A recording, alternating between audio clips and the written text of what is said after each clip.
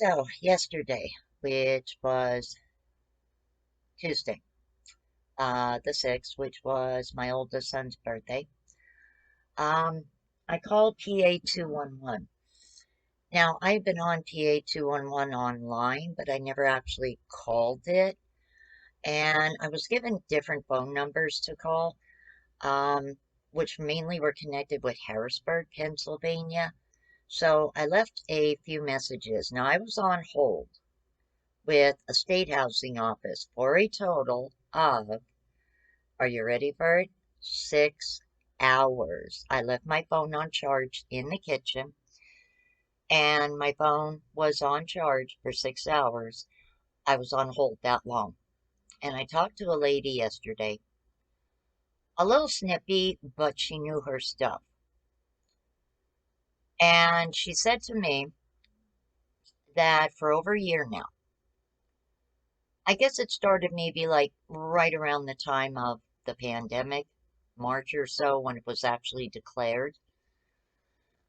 um, Rent started going up before that, but once that pandemic was declared, rents went through the roof. And the eviction moratorium put landlords into something of a, I guess, worried state because they didn't know what to do. So obviously, landlords and lawyers looked over the fine print with the CDC moratorium and found loopholes and ways to get around it. One is suing people for damage, saying they damaged property or threatened someone, whatever, to get a person to be evicted. And the other is a non-lease renewal, which is what Ronnie and I are going through. A non-lease renewal, especially if the property has month-to-month leases, is not covered by the eviction moratorium. And that is why evictions are occurring all across the country at an alarming rate because landlords are doing that. Some states, basically, a person can be evicted for no good cause. And so landlords in those states have a very high rate of evictions right now because of the loopholes. And each state has their own loopholes. So in the end, this eviction moratorium really only protects a few people. So this lady was saying to me that that is how, even in Harrisburg, evictions are going through the courts at an alarming rate. And she said the CDC should have been very, very specific, the type of evictions that were covered and what wasn't. She said a lot of the language in it is open to interpretation. Some magistrates honestly don't know if a written lease is covered in the eviction moratorium or is a month-to-month lease also covered. They don't know. There's nothing specific with it. So, this lady was saying to me that, and don't mind me, I'm sitting on my rug. So, this lady said to me that basically what I'm going through is what a lot of people are going through right now, the same kind of nonsense, non-lease renewal. And I said, okay. I said, so where do all these people go? I said to her, if you're the housing expert, then enlighten me where people go. She said hotels and motels or family. And I said, okay, and then what happens when their money runs out and they can't go to hotels? Shelters. I said, and then what happens when their time is up in a shelter? Well, she said, I think some of the shelters have extended people's stays because of the pandemic. I said to her, okay, that makes sense. Yet I can't see how evicting somebody during a pandemic if it's not for not paying rent. I said, I don't see how that's fair, but okay, let someone stay in the shelter longer because of a pandemic. It kind of seems to be like a double-ended sword here, like neither one is basically fair, but I don't know. It just all makes no sense. So this lady was telling me about the ERAP program, and I said, listen, I filled it out. I have not heard anything from anyone. I said, because it does say about, helping people pay for like extended stay at hotels and motels and things. I said, but I said the problem I said with that is I said my son I think would be covered by that more than I would be in a way. I'm not really sure. You see, it's very hard to understand even the language with that because it says that, you had to lose basically income during the pandemic. Well, my son did. And you have to be at risk of homelessness. Well, hello, we are. So I'm hoping that those two things are like the main thing, that would help us get something out of that. Um, I was just talking to my neighbor, and she was telling me that when she got up 5 o'clock this morning, there was no hot water. I said, "Yeah, that just drives me absolutely batty. That you can't like get any hot water, like that's just nope, nope, nope, nope, nonsense." And I said, what also sucks too, I said, is the fact that, like you have to keep going, turn on the light, turning on the light, turn on the light. I don't know what is wrong with that furnace, but it's just very, very annoying. So me and her were talking more, and she said that this basement apartment that she had looked at, and this was the woman that works with her, was renting it for 900 a month. They were cutting her a break. The furnace was right in the kitchen, like it wasn't even finished yet. And Judith was waiting to hear about this other apartment. So when she comes back about the one in the basement, it turns out they rented it to somebody coming from New York. And the apartment that she went to see the other day, all the way up in Wolfsburg, because she didn't pay 25 or $35 for a credit check for her son because she said straight up he doesn't have credit. He's never had credit. He's 23 years old. What kind of credit is he going to have? He never had his own apartment, never had a finance vehicle. She said, so you're not going to find a credit. He doesn't have credit per se because he never had credit. And, she had said there was like no sense for her to pay $35 for it. Now her credit is good. It's like over 800. But like she said, this is also foreign to her. Like even when she lived in New York years ago and now when she was married, she said going through this right now is so foreign to her, she has absolutely no idea what to do because she's never been in this situation. I said to her, okay, I was in between apartments in my life that technically, like I guess you could say you're quote unquote homeless for maybe like a week and a half, 2 weeks, because, you went to see an apartment middle of the month, but it's not going to be available till the end of the month, but you needed to move out of your place that you're leaving in the middle of the month. Well, I always had family around that I could turn around and stay with, so that wasn't an issue. And then when my ex-boyfriend and I, Rob, years ago, were homeless, we, for 1 month, rented a room in an attic off of his sister-in-law. And I wasn't even getting my SSI at the time. I was only getting cash assistance. I was waiting for my SSI. And I was only getting 102.50 every 2 weeks. So between the two of us, we used to give her $100 every 2 weeks, and we all would take turns cooking food. So, but we only needed to stay there a month, and then, we found a place. But it was just like, it was different. It wasn't hard to find a place. For us, it was just like me waiting on money, and I couldn't do anything until I had this money coming. But like now it doesn't matter. You can tell people, oh well, I have the rent, I have the security, yada yada yada. They want all this other extra bull, and it's just ridiculous. I am not paying for no application fees. I can't afford it. I am not paying nobody for no damn background check.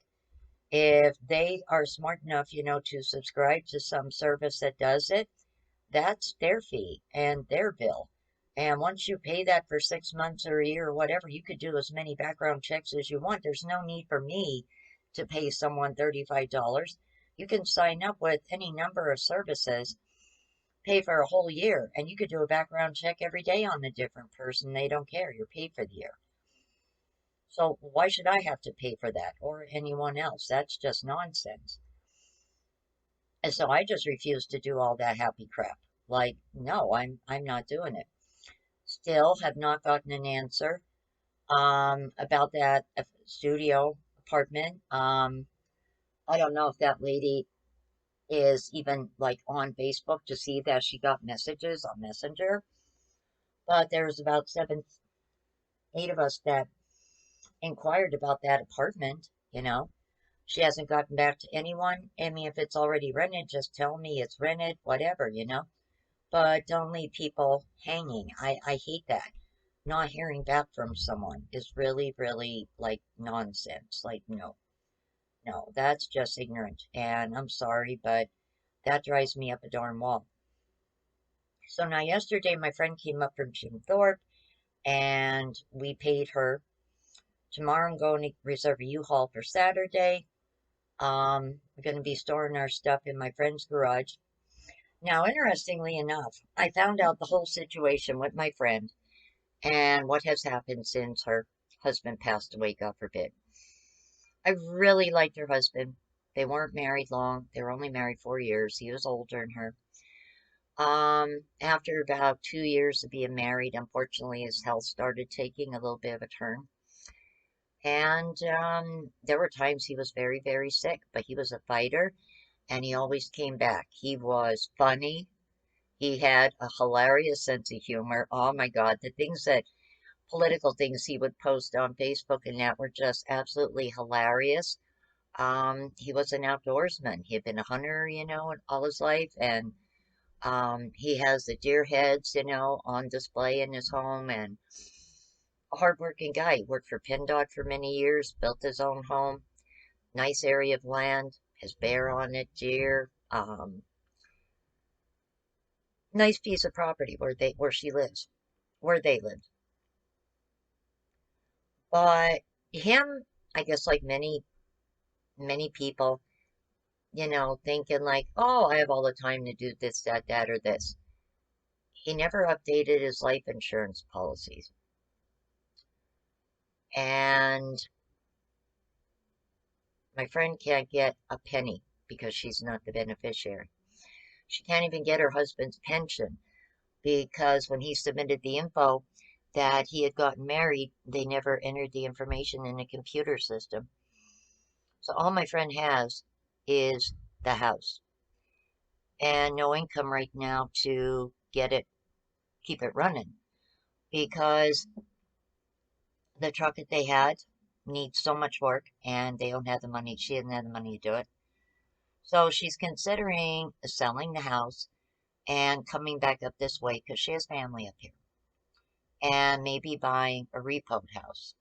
The house her and her husband have is valued, I think, at like over $200,000.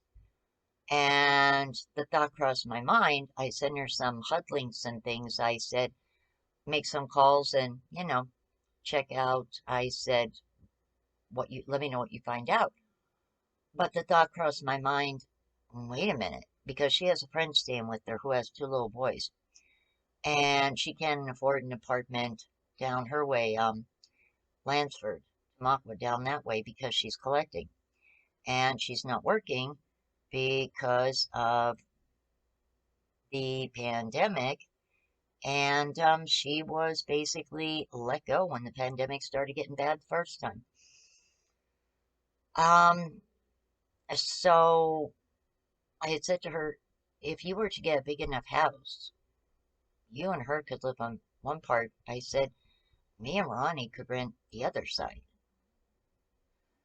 And I, had said to her, I go, hell, you might even be able to get two properties for that and have, like one house as a rental, maybe two sides, and then just like a little single family that you and her live in. I had said to her, there's a lot of homes because I've looked on different sites and seen different homes listed. I said,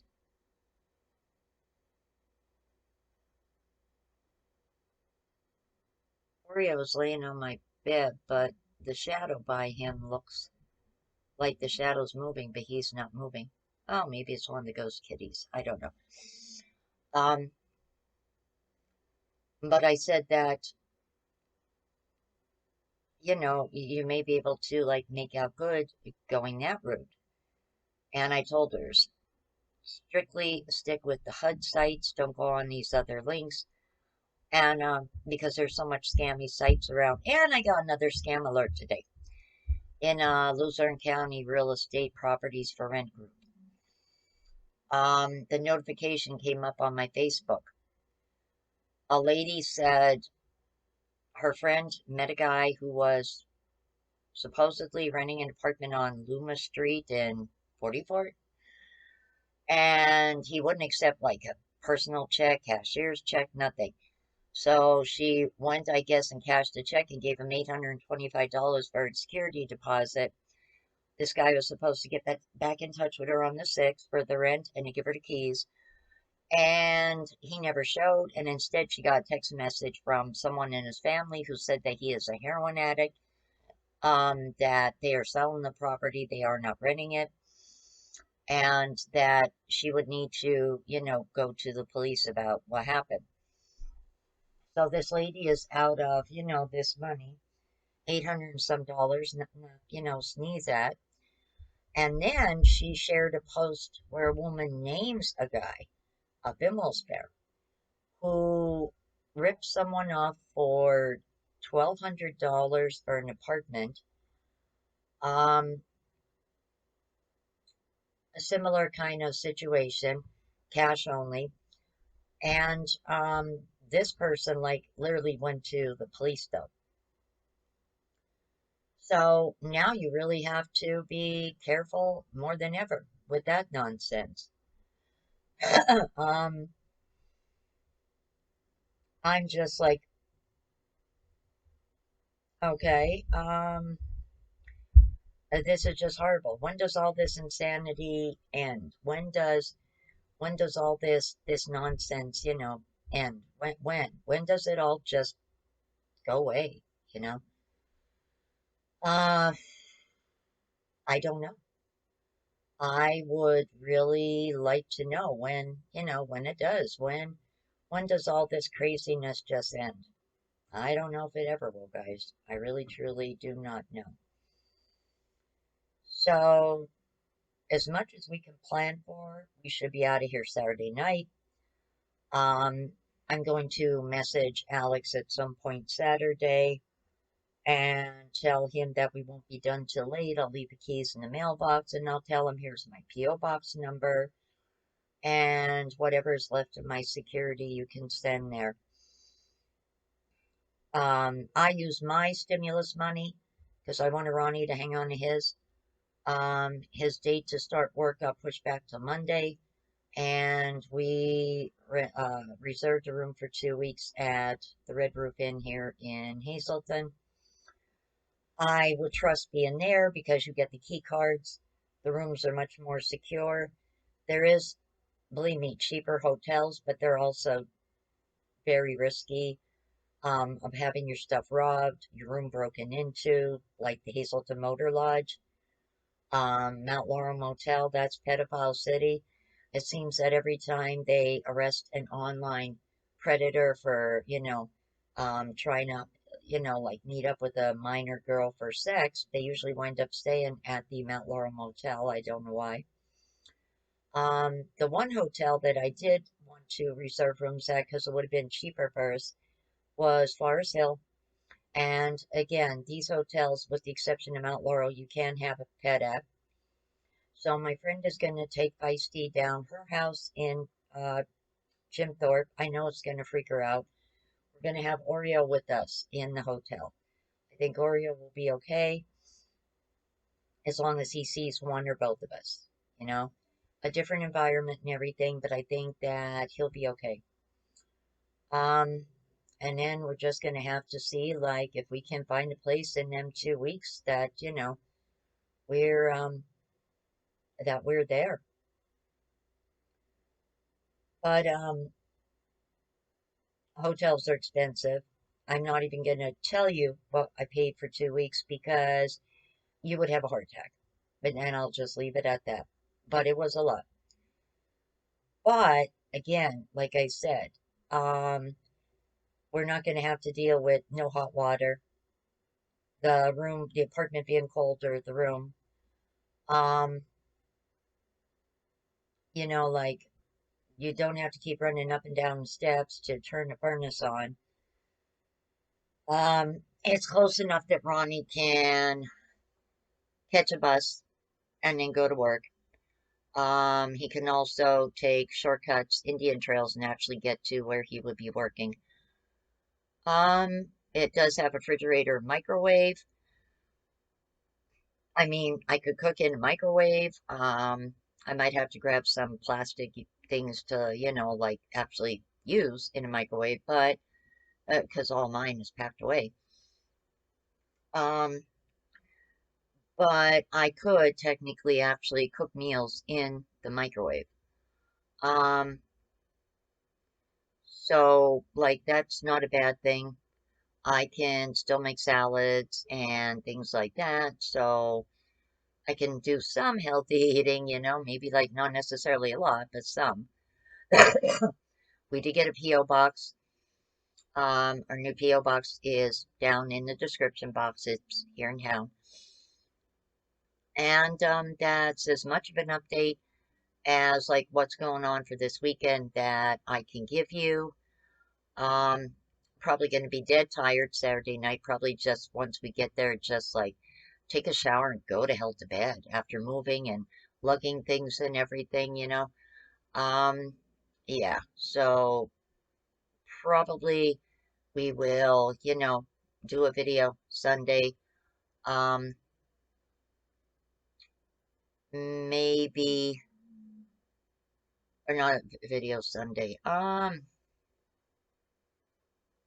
Yeah, maybe we could do a video Sunday, weather permitting. I don't know, maybe we would do an outdoor video, go for a walk.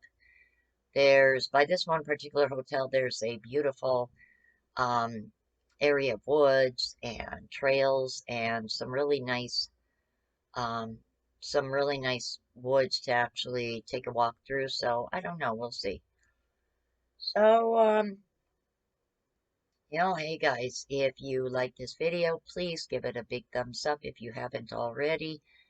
Don't forget to hit that subscribe button and don't forget to hit that bell so you're notified every time I upload a new video. Oh, and last but not least, definitely want to give this wonderful church a big shout out. They had a free dinner today. It was posted on both Facebook yesterday. It is Holy Rosary Church on Poplar Street here in Hazleton, up in the Hazleton Heights. They had a delicious dinner. It was a pickup. You reserve it and you drive up and get it. It was this amazing Spanish seasoned chicken with white rice and homemade bean soup. Really, really good. Really good. I decided to take advantage of that because I really don't want to take any things out of a box and be cooking.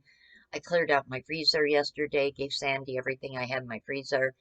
I'm going to be packing up. We have a little bit left to do. I was going to do it tonight, but I'm just like mentally exhausted, and I think that no, I'm just going to go to bed early tonight and get a good night's rest. And tomorrow, get packing done, go reserve the U-Haul, get some more packing done, do some laundry tomorrow, maybe do a video. Whatever odds and ends stuff, finish up with Friday. And then Friday is technically our last night here. Saturday, everything gets turned off. Um, so yeah, so that at least is the plan for that far out.